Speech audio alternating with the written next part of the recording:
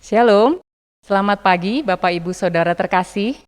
Kita berjumpa kembali dalam ibadah harian GKI Batu. Hari ini Selasa 5 April 2022.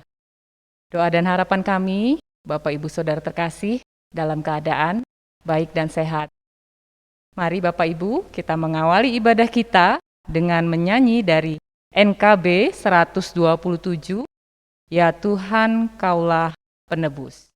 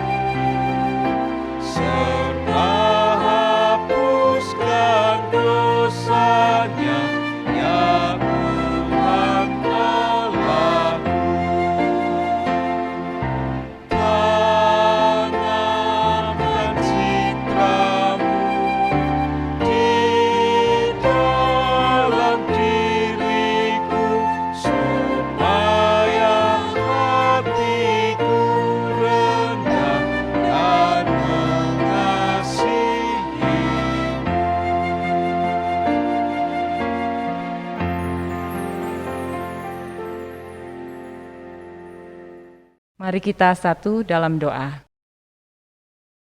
Bapa kami di dalam surga, pagi hari ini kami datang kepadamu Bapa. Kami rindu untuk mendengarkan kebenaran sabda-Mu. Kami memohon kiranya Roh Kudus memimpin setiap kami di dalam kami membaca, merenungkan kebenaran sabda-Mu. Engkau juga memberkati Bapak Pendeta Dwi Santoso yang akan menyampaikan firman-Mu ya Bapa.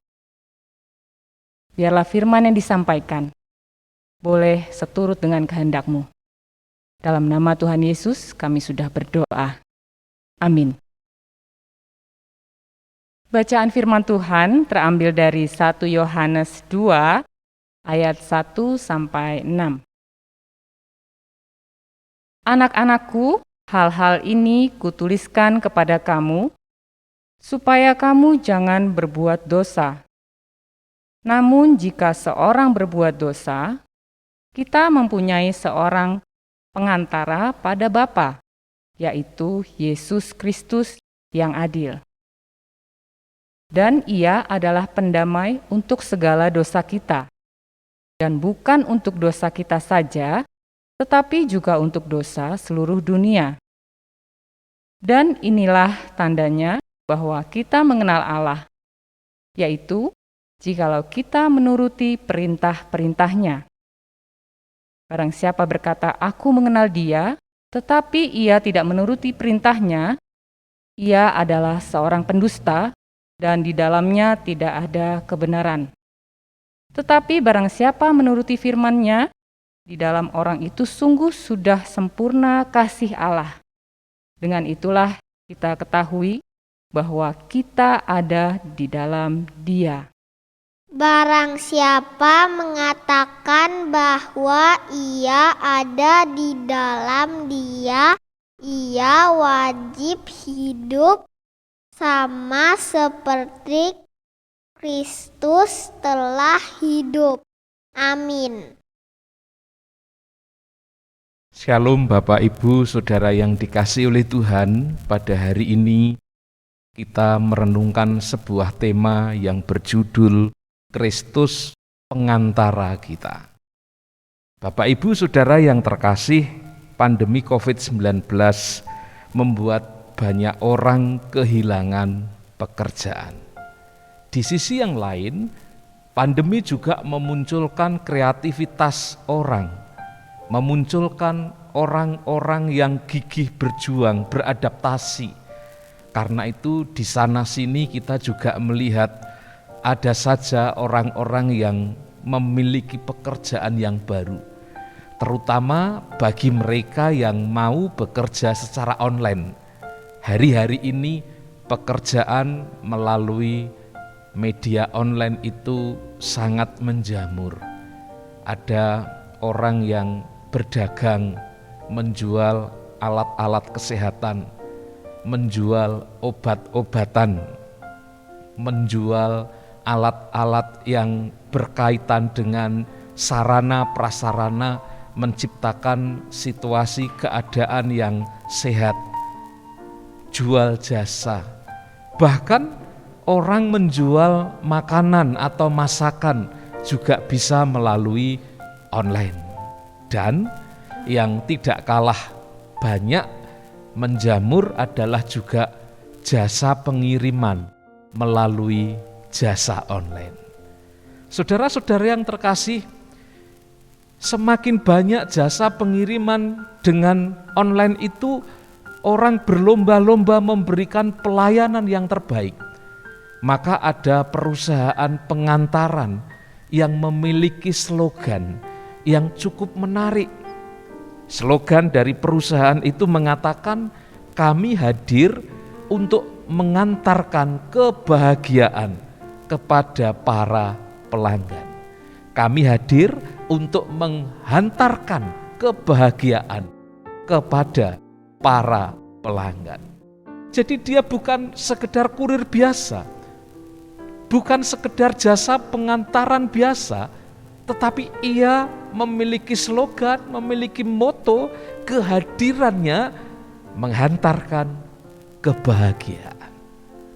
Saudara-saudara, dan bukankah itu menjadi menarik di dalam kehidupan kita, karena memang kebahagiaan itu yang seringkali didambakan, diharapkan oleh setiap orang, termasuk di dalam kehidupan kita sebagai orang Kristen. Kita mengenal Tuhan kita Yesus Kristus, yang di dalam bacaan kita itu juga disebut sebagai pengantara. Di dalam konteks menghadirkan kebahagiaan itulah kita melihat peran Tuhan Yesus. bagaimana ia mengerjakan dan menghadirkan, memberikan kebahagiaan yang sejati kepada setiap orang yang mau percaya kepadanya. Kebahagiaan yang diberikan itu bukan kebahagiaan yang parsial. Kebahagiaan yang diberikan itu bukan kebahagiaan yang kondisional. Kebahagiaan yang diberikan Tuhan Yesus itu bukan kebahagiaan yang sifatnya temporal, tetapi kebahagiaan yang diberikan oleh Tuhan Yesus kepada kita, kepada setiap orang yang mau percaya kepadanya itu adalah kebahagiaan yang bersifat esensial. Kebahagiaan yang bersifat mendasar menjadi kebutuhan secara umum oleh setiap manusia. Maka sebagai pengantara kita timbul pertanyaan, apa yang diberikan oleh Tuhan Yesus kepada kita, sehingga apa yang Ia berikan itu membuat hidup kita memiliki kebahagiaan yang sejati. Di dalam bacaan ini paling tidak ada dua hal yang diberikan oleh Tuhan Yesus kepada kita umatnya, sehingga hidup kita menjadi bahagia. Yang pertama, Tuhan Yesus memberikan pengampunan atas segala dosa kita. Tuhan Yesus memberikan pengampunan atas segala dosa kita. Saudaraku yang dikasihi oleh Tuhan Yesus Kristus dan yang mengasihi Tuhan Yesus Kristus, di dalam iman percaya kita kepada Kristus itu kita terhisap ke dalam persekutuan Yesus bersama dengan pribadi Allah Tritunggal atau Allah Bapa, Anak, dan Roh Kudus, atau di era modern ini disebut Allah Trinitas. Kita terhisap di dalam persekutuan kasih di antara mereka. Kristus bukan orang lain, bukan pribadi lain di luar persekutuan itu, tetapi Kristus adalah pelaku persekutuan itu. Dan ketika Kristus menghisap, menarik kita bersama-sama di dalam persekutuan dengan Bapa dan Roh Kudus, tentu kita sebagai manusia biasa yang masih bisa kedapatan berdosa, dan kita mengakui diri kita manusia yang penuh dengan keberdosaan, bisa saja sesuatu menghalangi kita, sehingga ketika kita ingin bersekutu dengan Allah Trinitas, Allah Tritunggal itu menyebabkan kita tidak bisa melakukannya. Dan kalau kita membaca di dalam Perjanjian Lama, seringkali bukankah yang menghalangi doa-doa kita kepada Tuhan, bukankah yang menghalangi persekutuan kita dengan Tuhan, itu karena kehidupan kita yang belum beres di dalam dosa. Dan karena itu oleh Tuhan Yesus Kristus, sesuatu yang menjadi penghalang bagi kita untuk melakukan persekutuan dengan Allah Trinitas itulah yang telah dibereskan oleh Tuhan Yesus melalui kematiannya. Karena itu tadi saya mengatakan kita menjadi berbahagia karena yang menjadi penghalang kita dengan Tuhan, membangun persekutuan itu, menyatukan hidup kita itu sudah dibereskan oleh Tuhan Yesus. Artinya kita tidak lagi memiliki penghalang kapanpun dan dimanapun ketika kita ingin berdoa dan bersekutu kepada Tuhan. Karena Tuhan Yesus sudah membereskan bagi kita. Namun saudara, jangan dulu kita berpuas hati dengan keadaan itu, karena kita harus mau mawas diri. Sekalipun kita sudah percaya kepada Tuhan Yesus, selama kita masih ada di dunia dengan segala macam pergumulan yang kita hadapi, bisa saja kita jatuh di dalam dosa ketika kita tidak tinggal di dalam Kristus. Ketika kehidupan kita itu berada di luar Kristus, maka bisa saja kehidupan kita bergumul dengan dosa, dilingkupi dosa. Karena itu, satu-satunya jaminan bagi kita agar terbebas dari dakwaan dosa itu adalah ketika kita mau berjalan dan tinggal bersama pengantara kita kepada Bapa itu, yaitu Tuhan Yesus Kristus.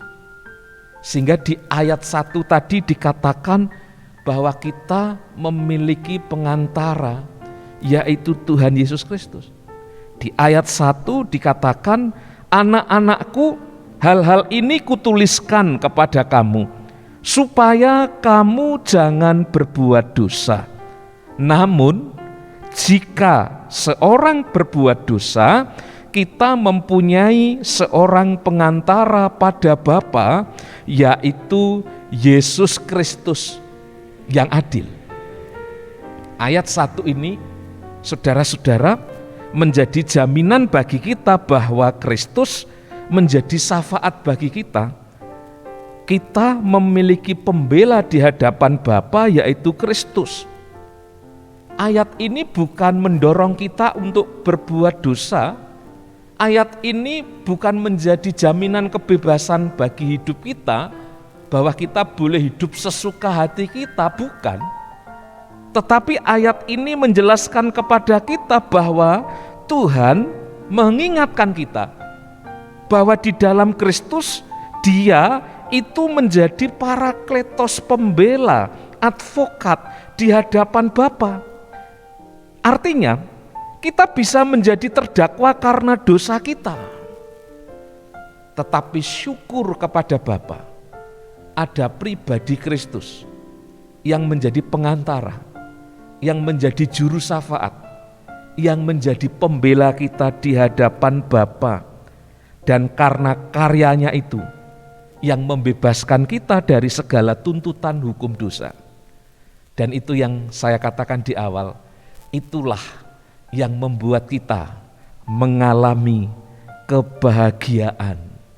Karena setiap orang yang percaya dan tinggal di dalam Kristus, kepada mereka diberikan jaminan ini.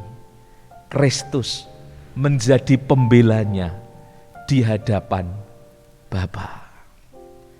Yang kedua, Bapak Ibu, saudaraku yang terkasih, Tuhan Yesus menyempurnakan hidup kita menjadi serupa dengan gambarannya. Bapak Ibu saudara yang terkasih, di peran yang pertama, seolah-olah Tuhan Yesus itu berperan seperti bilik disinfektan, di mana kita tahu setiap orang yang melewati bilik disinfektan itu mereka akan dibersihkan, mereka akan disterilkan. Ya, sama seperti orang berdosa yang hidup bersama dengan Kristus. Di dalam Kristus, maka hidupnya akan dibersihkan oleh Kristus. Di poin yang kedua ini, Tuhan Yesus bukan saja digambarkan seperti bilik disinfektan, tetapi Tuhan Yesus sebagai pengantara itu juga bisa berperan seperti bilik salon kecantikan yang merias wajah kehidupan kita supaya tampil layak, supaya menjadi serupa dengan Dia, di mana Kristus sendiri adalah juru riasnya. Saya ulangi, di mana Kristus sendiri adalah juru riasnya. Dan setiap orang yang diriasnya akan tampil beda, tidak lagi menjadi serupa dengan dunia. Karena itu orang-orang yang telah diubah, dirias oleh Kristus, mereka menyaksikan hidupnya kepada dunia dan kepada orang lain, akan membuat orang lain terkesima, tercengang, kagum.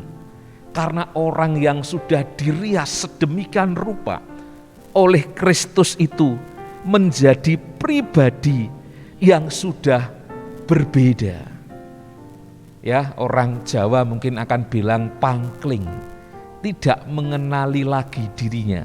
Orang yang sudah dirias oleh Kristus itu, karena Kristus telah merubah, Kristus telah memakeover, Kristus telah mempermak, Kristus telah merubah total penampilan dan pencitraan orang percaya itu sesuai dengan gambar diri Kristus.